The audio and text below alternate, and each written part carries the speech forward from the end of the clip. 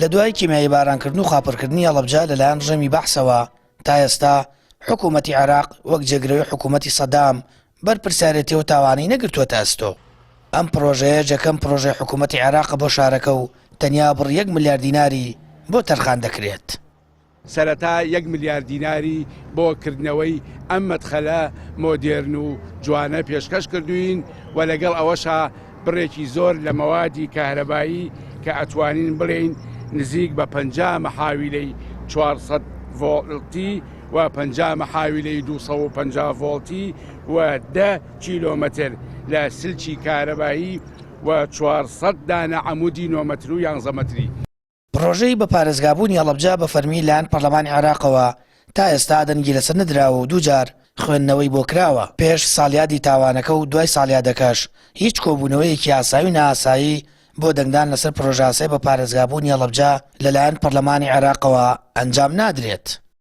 پێش شانزەی سێ بەدڵنیاییەوە کۆبوونەوەی ئەنجومەنی نوێنەران نییە بۆ ئەوەی کە دەنگ لەسەر پرۆژیاسەی بە پارێزگابوونی هەڵەبجە بدرێت و دوای ئەوەش باوەڕ ناکەم کە بەو زوویە کۆبوونەوەی ئەنجومەنی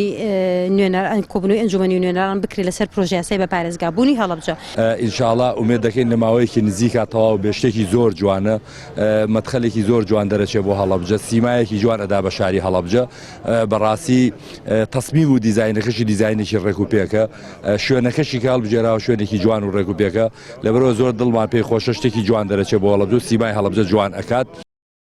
حکوومەتی عێراق تا ئێستا قەرەبووی مادی زیان لێکەوتوانی خەڵکی هەڵەبجی نەکردوێتەوە کە سەرەڕای شەهیدبوونی زیاتر لە 5,000 کەس 10,000 بریندار و ئاوارەشی لێکەوتەوە.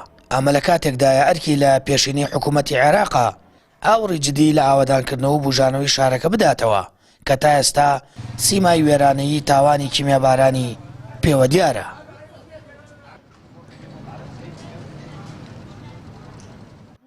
سامان فتاح، کەناڵی ئاسمانی پەیام، هەڵەبجە.